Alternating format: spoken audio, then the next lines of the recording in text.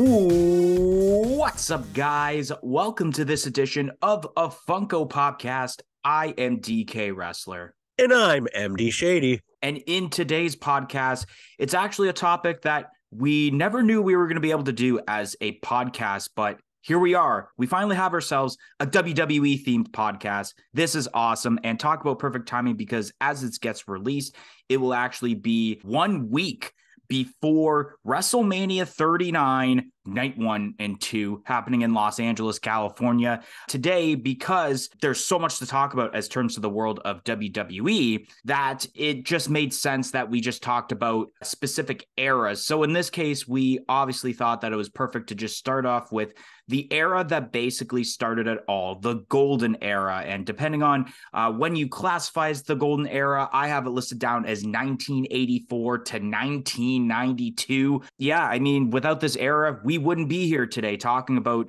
WWE or wrestling in general. Lots of cool gimmicks at the time. There was a lot of bigger than life characters we've seen, and a lot of them we're going to be talking about, because that's how this podcast will go. We're going to kind of discuss about, I believe it's like 6 superstars that I felt like defined this era. And then we'll kind of give some honorable mentions, especially because there are some Funko Pops to discuss about when it comes to that. And of course, yes, because we are a Funko related podcast, we're going to talk about the Funko Pops also. But MD, what are your thoughts about the golden era? Obviously, we weren't alive when the golden era happened, but just in general, the golden era of WWE/WWF at the time. I mean, yeah, we definitely were not currently born yet when the golden era was going through, but because of the beauty of WWE, we do get to see a lot of those characters come back into WWE a lot of times, which is amazing with WWE. The golden era, I mean, it's so cool looking when you compare, like, let's say with superstars nowadays, that a lot of guys, sure, they have a gimmick, but it's not really anything like super exciting. Whereas with the golden era, you have a lot of crazy different gimmicks, whether it's you're holding a 2x4 or you're the Hulkster or you're wearing some crazy face paint and you have a wicked attire. Definitely a lot of really cool gimmicks to go on with the golden era. And like, it started off with the golden era, right? So people love the golden era, and it's a beautiful thing. I guess the first person that we have to talk about with the golden era is none other than, of course, Coco Beware himself. You know, him and his bird. No, I'm just kidding. Obviously, we got to kick off with, let me tell you something, brother. Hulk Hogan, Venice Beach, California, 302 pounds. He was a 6-time WWE champion, a former WWE Tag Team Champion with Edge, of all people, winner of the 1990 and 1991 Royal Rumble, and is a 2-time Hall of Famer, both in 2005 as individual and in 2020 as a part of the NWO. MD, what are your thoughts on the Hulkster?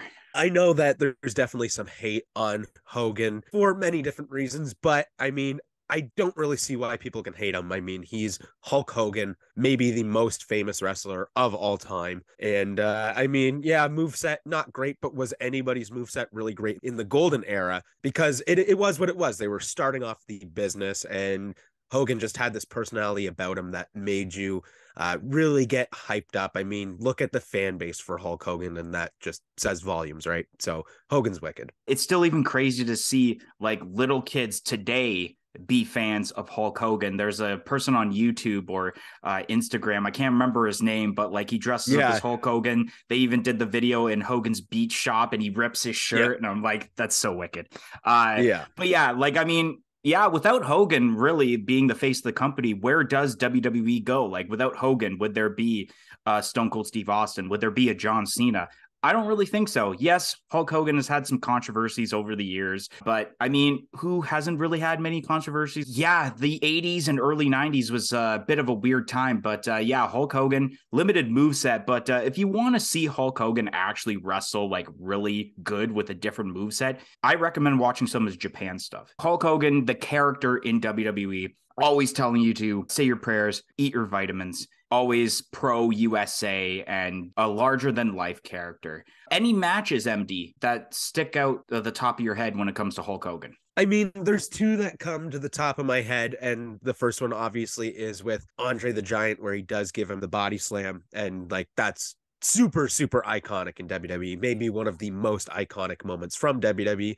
And then another one, which a lot of people probably don't think about, is with Shawn Michaels, where basically Shawn, I believe, didn't want to be really part of that match, and he basically like stiffs Hogan quite a bit, and he's selling moves in an outlandish way.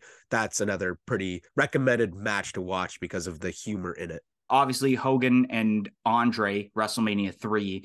I have to put up Hogan and Savage from WrestleMania 5, him and Warrior the year after in 1990, which so happened to be in Toronto, Canada, of all places, which is super close to us, passing the torch, so to speak, Intercontinental title, WWE title at the same time.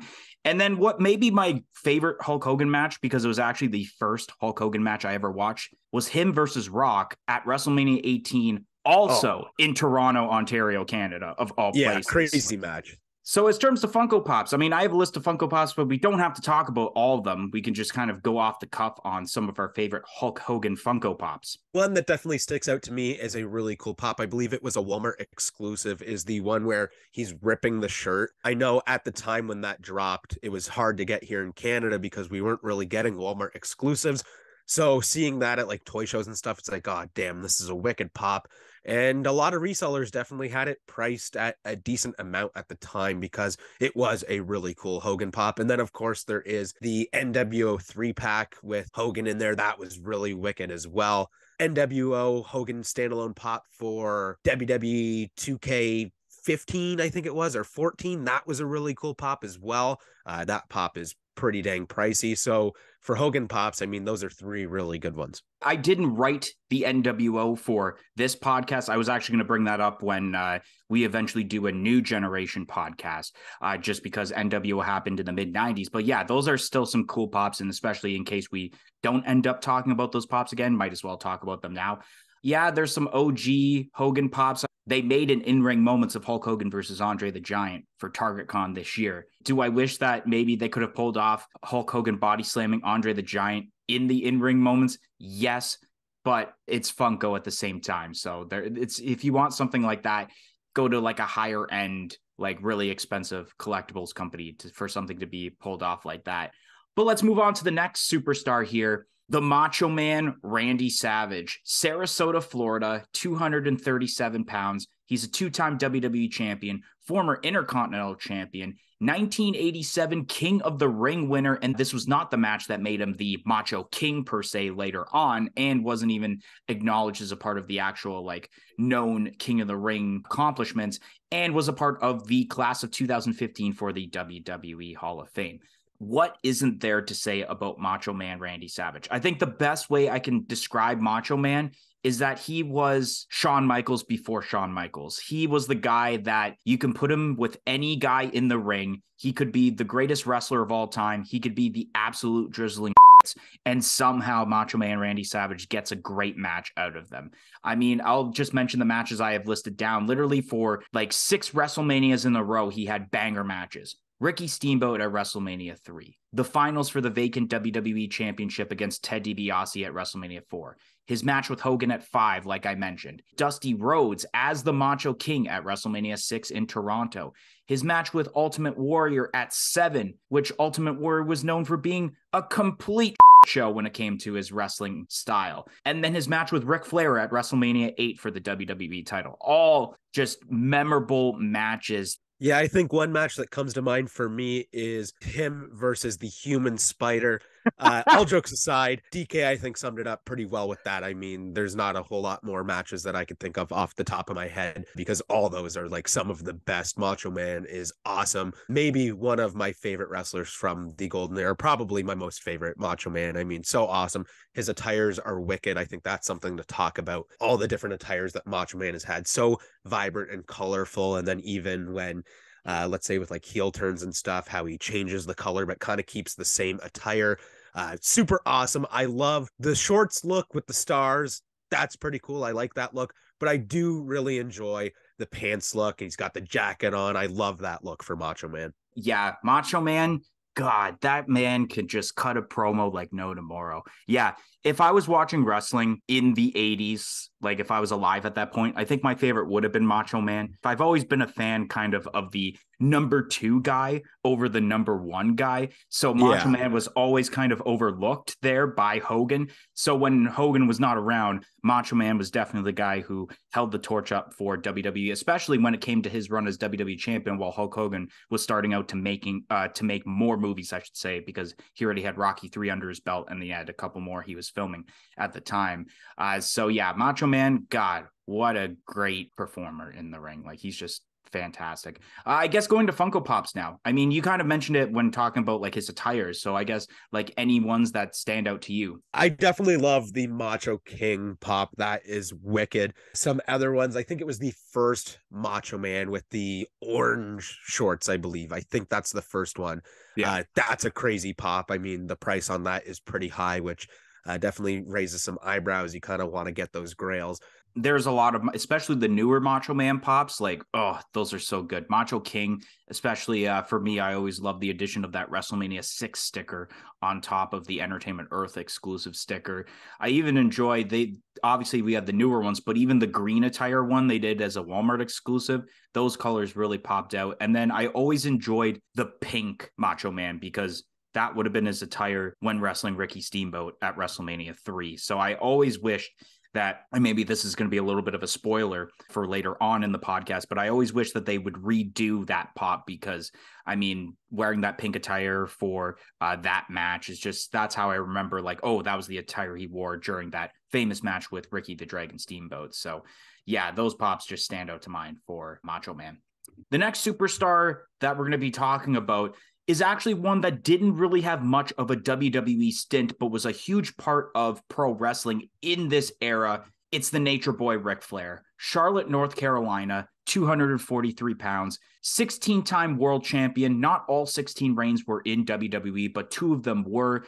Former Intercontinental Champion, 3-time WWE World Tag Team Champions, twice with Batista and once with Roddy Piper, the winner of the 1992 Royal Rumble, the 13th Triple Crown Champion, which for those that might not know that term, that means that he has won the World Champion, the mid-card title per se, so the Intercontinental title, and the World Tag Team title at some point in his career, and is a 2-time WWE Hall of Famer, once in 2008 by himself and once in 2012 with the Four Horsemen. Man, Ric Flair, there's a lot to say, but MD, what do you got to say about the Nature Boy?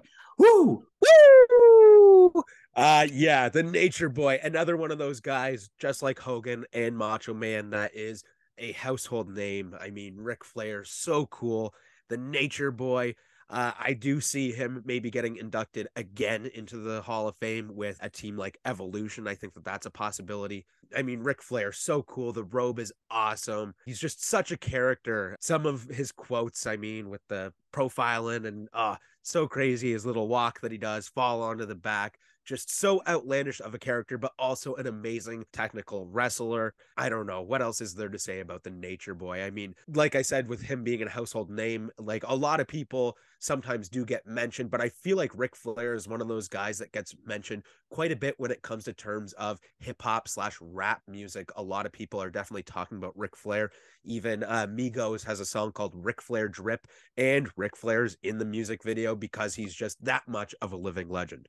As terms to matches, what matches come to mind when it comes to the Nature Boy for you? Oh, I mean, there's a lot.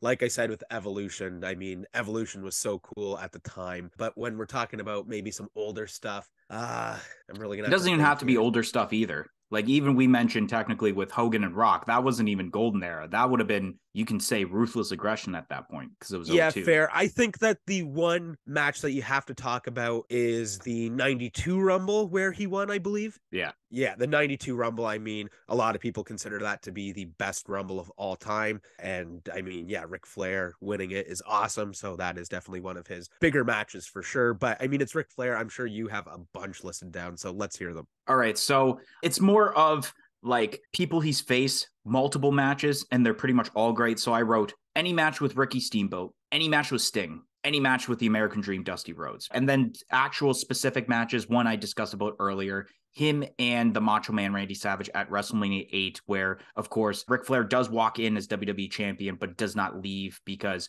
Ric won the title in the 1992 Royal Rumble, and then he dropped it to Randy Savage. And then I guess the last match you got to... Oh, I don't know if maybe you're going to say the match that I was going to say. Yeah, I think we're thinking... The last match, quote unquote.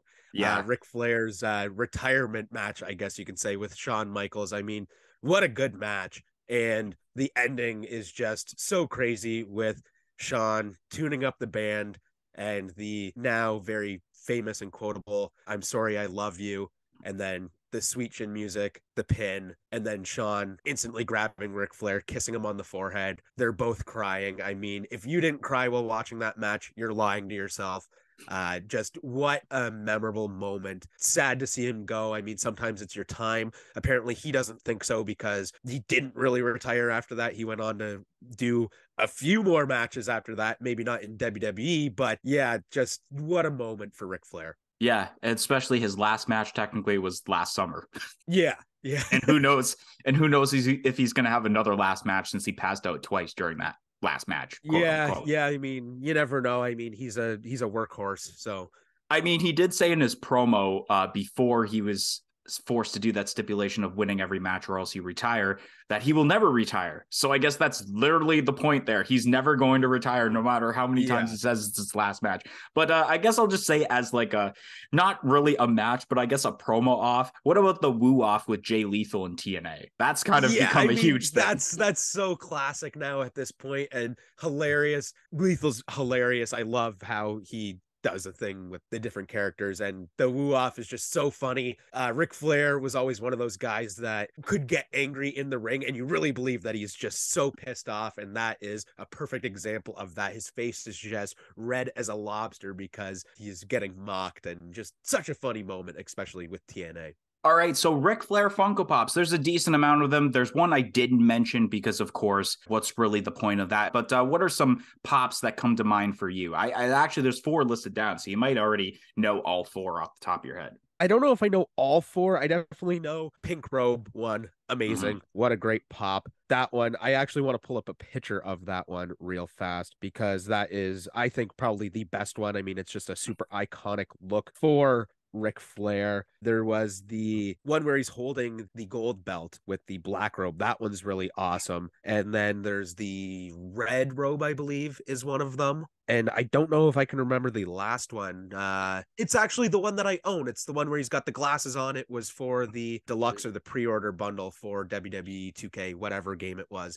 That's a really awesome Ric Flair pop as well. That's literally all 4. So the pink robe, the 2K15 collector's edition, or not 2K, sorry, 2K19. I don't know why I wrote 15. Oh, probably because that's Hogan's. Hogan's was 2K15 for the collector's bundle. So it was 2K19, I believe, or 2K18 for Ric Flair, which I own that pop too. I actually kind of convinced a buddy to sell it to me for $20, thinking, like, convincing him that it wasn't worth that much. And then I bought it for $20. Now it's like 100 and something. Gotcha. Yeah, that's a really cool pop too, because with that collector's box or whatever it was for WWE, you actually get a piece of his pink robe in like this plaque, which is just cool. So it's awesome to be able to own that as well as the Funko Pop that goes in hand with it, even though it's not the pink robe pop, because I believe that was a Target exclusive. Yeah, actually, now as I think about it, I didn't even write that down. It is a Target exclusive. And then, red robe, which I do own. I got it from a K-Dog and Fish mystery box, I believe. And then, the black robe with the gold belt is the Diamond Collection pop they did, GameStop exclusive, that came with the Rumble 92 pin. And we actually did a giveaway on our channel for that pop, actually. Now, as I remember. Something that I do want to talk about, because I don't have it for a spoiler later, but I do want to say that if there is going to be another Ric Flair pop, which I believe there probably will be, I would love to see more recent Ric Flair pop. And I'm talking like older Ric Flair, maybe just black trunks and the hair just completely slicked back, rather than seeing his luscious locks that he once had. I would like to see him in the quote unquote retirement outfit, the blue peacock outfit. Like, I think that would be the pop if there was one more, even though it's probably gonna be at least 5 more. Are we talking about matches or pops here? Both. Next superstar, Andre the Giant. Grenoble in the French Alps, 520 pounds, former WWE champion, and actually has the shortest reign ever as WWE champion, I believe at around 36 seconds, and a former WWE World Tag Team champion with Haku. Man, Andre the Giant. There's so much to talk about with Andre. Like, he was such a massive man. Mind you, he actually had some sort of like a disorder of some sort where it just kept making him grow. That's how he was able to consume so much alcohol in one sitting all the time. And just like, he kept getting bigger. It wasn't like, oh, I just all of a sudden became fat. It was literally a growing disorder, I believe, that caused him. And that's how he died, because he ended up having like heart failure. But some of the earlier stuff I remember with Andre was pretty cool. But obviously later on in his career, especially the match with Hulk Hogan, he couldn't really do much because, you know, his knees were constantly hurting, and just like it was a little bit tough for him to wrestle during the later parts. But man, just some of the stuff he ended up doing later on, like doing the Princess Bride movie, which they did make a pop of that. Eighth wonder of the world. There, like, he literally was larger than life and was just something we'll probably never see in the business again. Yeah, I mean, absolutely. I mean, you do have some of those big guys, but Andre was the first, and there's so many stories that you hear with Andre. He did come to our hometown that we live in and wrestle at the arena that's here way back in the day. Of course, we weren't around for that, so we didn't see it. But a lot of people from the city do talk about it, of like seeing Andre and the mass that this guy had. Again, another household name. I mean, everyone kind of knows Andre the Giant because of his size. And I mean, just such a cool character. Like I said, with the gimmicks, that's his gimmick. He's just this massive, massive dude. And when you talk about matches, I mean, the WrestleMania 3 one, I mean, I think that's the match that everyone talks about because of how famous it really is. Yeah, I guess I'll mention about matches also. Like, yeah, obviously that's got to be mentioned. But then there's also from the very first WrestleMania, him versus Big John Studd in the Body Slam Challenge. Yes. And the winner gets 10K. Yes. And then I also wrote down, it was after the Hogan match. It would have been SummerSlam 98. He teams with Ted DiBiase as the Mega Bucks versus the Mega Powers of Hulk Hogan and Randy Savage. Yeah, I mean, he had a lot of really great matches in like Japan too, right? Yeah, he was able to wrestle both WWE and Japan at the same time. So yeah, I haven't really actually watched much of Andre's Japan stuff, but I feel like it's some wicked stuff for a man that size. Yeah, and it's got to be crazy to think about like what like Japanese people were thinking when you got this guy coming over, and I feel like a lot of people over there, especially at the time, haven't seen anything like this with Andre. Like literally the eighth wonder of the world, especially over on that side of the world. All right, when it comes to Funko Pops, there's really only 3 Funko Pops if you think about it. So I guess I'll just mention them, and then I guess you can talk about them. Sure. So we have the first Andre the Giant Pop, which was a 4-inch pop. And I felt, why is this a 4-inch pop? He's a massive dude. Give him at least a 6-inch. Maybe even a 10-inch. But then later on, we did get that 6-inch Andre pop exclusive to Walmart. And then we have the Andre and Hogan in-ring moments, Target Con exclusive that we talked about a bit ago, obviously, while talking about the Hulk Hogan pops. And I do think there's room for more Andre pops, but I'll save that near the end of the podcast. Yeah, I was thinking the exact same thing. There's one that really comes to mind that I think would be a perfect way to maybe finish it off. I don't know if you have multiple that you wanted to talk about at the end of the pod, but with these pops, I mean, really cool. The first one, yeah, it was kind of a letdown, but it's still the first Andre pop. This is sweet. And then they made that 6-inch one. It's like, okay, now this makes sense. We have Andre. He's bigger than all of the other pops. That's how it's supposed to be. And then, of course, with the in-ring moments with Hulk Hogan, that's a great pop as well. Something that I might end up buying eventually. I don't know. But so far for Andre pops, I mean, they really haven't missed besides that first one, but that's understandable.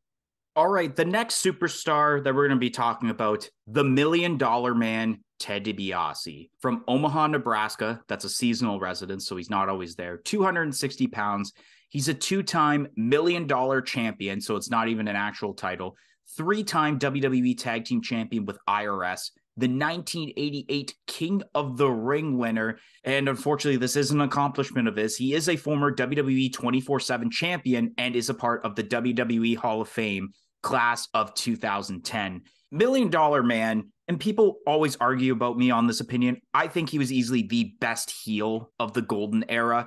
And it's I was just thinking that. And it's for the fact, like, people's like, oh, but Ric Flair is the best. You're like, okay, Ric Flair may be like the best or one of the best heels of like all time.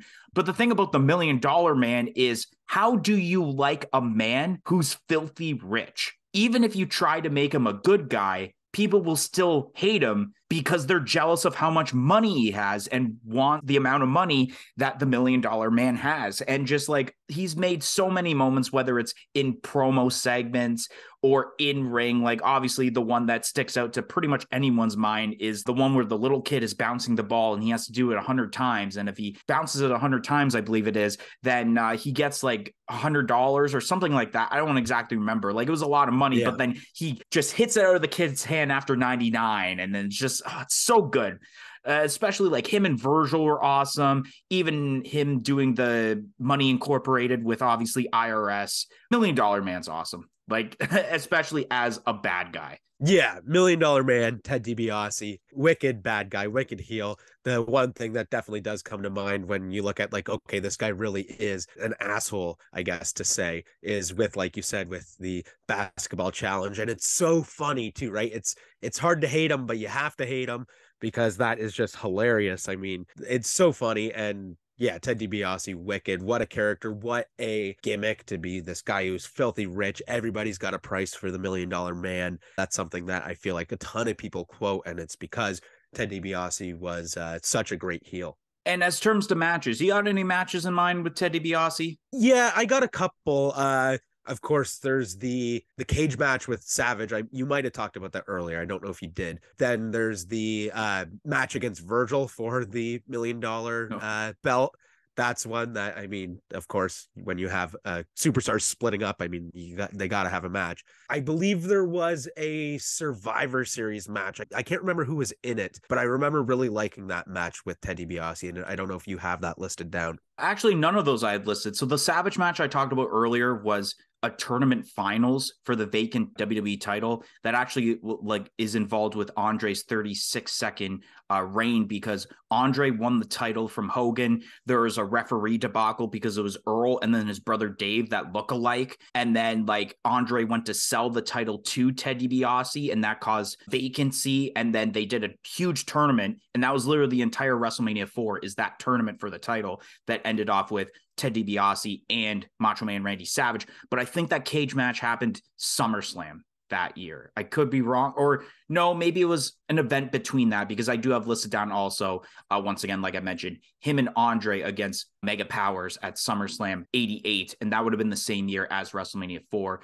But I also have listed down him and Jake Roberts at WrestleMania 6, and then I didn't list down the Virgil match because, I mean, Virgil wasn't entirely one of the greatest wrestlers, but I mean, for memorable moments, I guess, yeah, okay, you mentioned that. But then I also listed down, because I remember watching this match, I actually watched this match on the network, is Money Incorporated with IRS against Legion of Doom at SummerSlam 1992 in Wembley, England. So that was a pretty sweet match. And I believe actually they were tag champs and they dropped the titles to Legion of Doom at that event. And then $1 Million Man pops. There isn't really much, but they're all pretty cool. You got two of them now that have chases. There's a black attire and a white attire. And then they just recently did the Diamond Collection versions where they're both diamond, but it's different color outfits. One's black and then one's green this time. And then you have the Ted DiBiase IRS 2-pack exclusive to Walgreens. Yeah, I mean, all of the pops are really solid that the $1 Million Man does have. I really do like the one with the IRS. That's a really cool 2-pack. And the brand new Ted DiBiase with the chase is awesome too, because he's like throwing the money or whatever. And they did it pretty well so far. I haven't seen it in person, but from the glam shots, I mean, it looks pretty cool. And having two different chase versions for two pops of Ted DiBiase is cool as well. The white attire and the black attire, that was cool, but I really do like the newer one with the green attire. That's pretty wicked. All right, next superstar we're going to talk about, Roddy Piper, Glasgow, Scotland, 230 pounds, Intercontinental Champion, former World Tag Team Champion with Ric Flair, and is a part of the WWE Hall of Fame, class of 2005. That guy can cut a promo like none other. I mean, Macho Man can cut promos, but Roddy Piper had some awesome segments, especially the Piper's Pit TV segments that he would have, and he cracks the coconut over Jimmy Snuka's head. Like, he's had some great moments, both back in this era. And of course, later on, he's had some cool moments. Like a lot of people would say that Roddy Piper is like the greatest heel of this era. But at the same time, if you think about it, during this era, he actually spent more of his time as a babyface than he did a heel. He was only a heel from like in the mid 80s, obviously, like I'll mention with matches at this point, like him and Paul Orndorff against Hulk Hogan and Mr. T, the first ever WrestleMania main event. He was a heel. And he turned babyface, I believe, in 87, I want to say. And throughout literally the golden era, even up until before he left, he was full on babyface. Yeah, I mean, I remember a lot of Piper obviously being a heel, but yeah, there's a lot of him being babyface as well. So I have to agree with that. Yeah, Piper, so cool. What a character again. Another awesome gimmick with the bagpipes and everything. Just so cool. He wears the kilt, and then ripping off the kilt was always like a crowd pop kind of moment. And I don't know what else there is really to say about Piper. I guess I'll talk about a couple of matches that is more memorable for me. WrestleMania 8, I think it is, with Bret Hart. That's a pretty good match. And then one that really pops into my head when you think about Piper, I think was, I don't know what the match stipulation was, but it was against Goldust, I believe, where they had like this huge brawl like outside and everything. That was a really cool match as well. And that's really the two matches that kind of come to the top of my head. So basically, when it comes to matches, we basically, I guess, between both of us already talked about the three I listed down. So him and Orndorff versus Hulk Hogan and Mr. T at the first WrestleMania. And then Roddy Piper against Bret Hart for the Intercontinental Champion. And Rowdy went in as Intercontinental Champion, dropped it to Bret Hart, which was a really, like, overall, the match was great. And it was a huge passing of the torch. Like, I feel like without that match, that doesn't lead to Bret eventually dropping the Intercontinental title to Davey Boy Smith at SummerSlam that year, which would lead to Bret Hart winning the WWE title from Ric Flair, and thus eventually starting out the new generation era, which will definitely be a podcast we eventually do here on a Funko podcast, talking about the new generation era of WWE/F. And then, yeah, I did write down, surprisingly, I didn't even know you were going to mention both these matches. Yeah, him and Goldust in the Hollywood Backlot Brawl match. That's what it was. Okay. Where Goldust hits Roddy Piper with a gold car and just off. Yeah. And like the crazy thing is that like that match, it wasn't like, all right, this is number 2 on the card. That match pretty much happened throughout the whole show, if you think about it, because they had like pre-recorded segments of like those incidences. And then all of a sudden, after a match is done, oh, ladies and gentlemen, we got some update. Roddy Piper and Goldust, they're now in the building. And all of a sudden they're doing a live segment of them wrestling throughout the building in WrestleMania 12. It was like, okay, that's pretty good. That was like one of the last matches I think Rowdy did in WWE before going to WCW. But yeah, that was and I think some of the stuff I believe leading up to that match was pretty memorable too. I can't exactly remember what happened, but some pretty like crazy outlandish things that like was just before obviously what we would see in Attitude Era. Yeah. And then when it comes to pops, there's only one pop, which is a bit of a shame unless you count the like They Live pop that they did of Roddy Piper. But in terms of WWE, they only did the one. And I mean, I think it's perfectly fine unless you do like him in his blue tights outfit eventually, which they kind of almost made that. Like when they made the Lex Luger Sting 2-pack, yeah, Luger almost looked like Roddy Piper. Yeah, I mean, I don't know if we need more pops. I mean, the one that we got is really good. Iconic look for Piper. And I mean, I wouldn't be against seeing some more, but I don't think I'd need to own more after the one that they did, which was very good.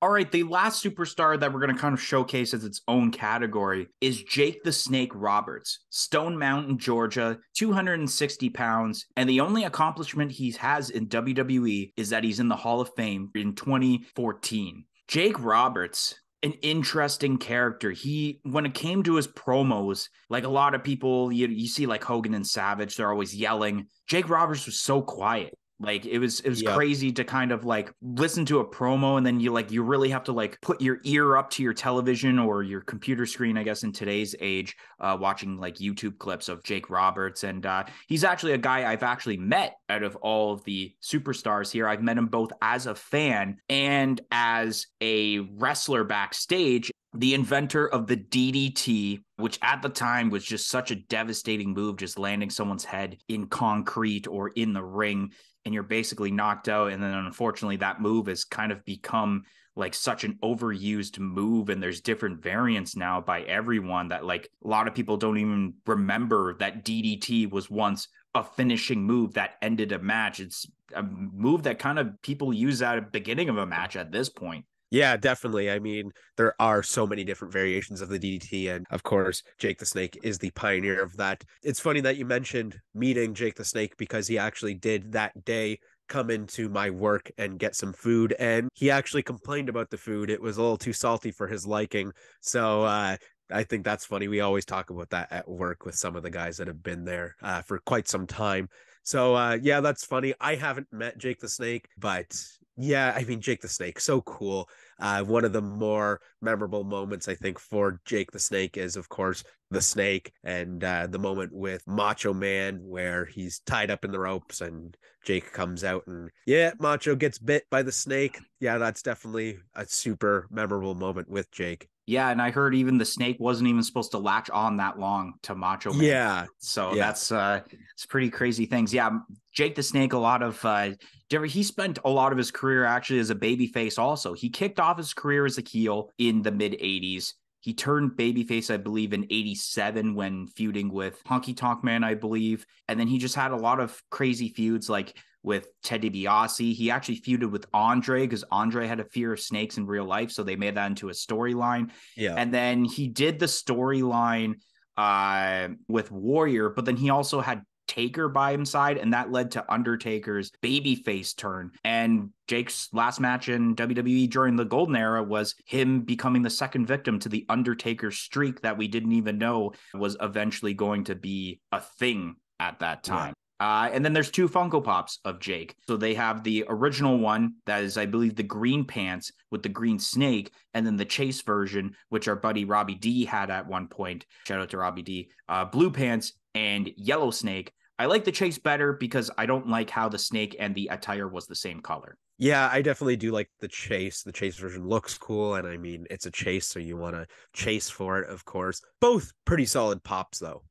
All right, so I guess this is the time for some honorable mentions, whether people have pops or they don't. I mean, I have the list of people that have pops, but I'm sure there's lots that I can think of off the top of my head that don't have pops. But I guess the first one we should mention is Ultimate Warrior. He kind of was like the number 3 guy. We didn't even really talk about him much except his in-ring work. But as terms to like promos, he was nuts. Like he had so much energy. Like if you were a kid watching this, you were like, oh my God, this is so cool. But like if you look back at it and you listen to some of his promos, they don't fucking make sense at all. Like there was one promo I remember where he's talking about filling the rocket with fuel. And it's like, what does that have to do with the match you're about to do, bro? Like Warrior was crazy. Iron Sheik, I have to mention him because without Iron Sheik, there wouldn't be Hulkamania because Iron Sheik was the WWE champion and dropped it to Hogan that created Hulkamania.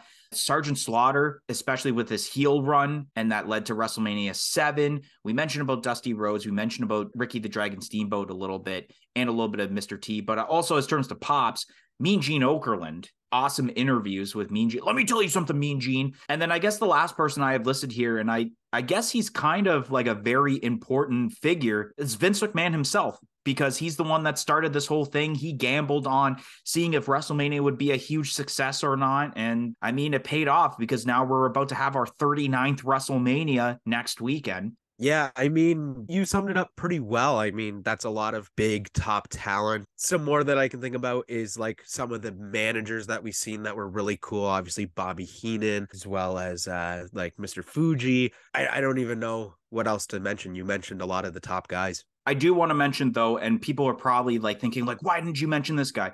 I will mention Undertaker, but the only reason I didn't mention Undertaker throughout this podcast is because I wanted to save him until we did a new generation pod, considering that a lot of the pops was new generation. So we're going to showcase a lot about Undertaker, especially since he's the guy that had me begin watching wrestling during an eventual new generation podcast, whenever that will happen. Taker, yeah, that's a huge honorable mention. Maybe I'll give a little shout out to the Mountie Jacques Rougeau, because I technically have somewhat his gimmick. Big Boss Man, the Natural Disasters, Coco Beware, I guess I jokingly mentioned about at the beginning of the pod. So Yeah, Coco Junkyard Beware. Dog. Hacksaw, because you mentioned about Hacksaw, gimmicks yes. with 2x4s. So Hacksaw Jim Duggan.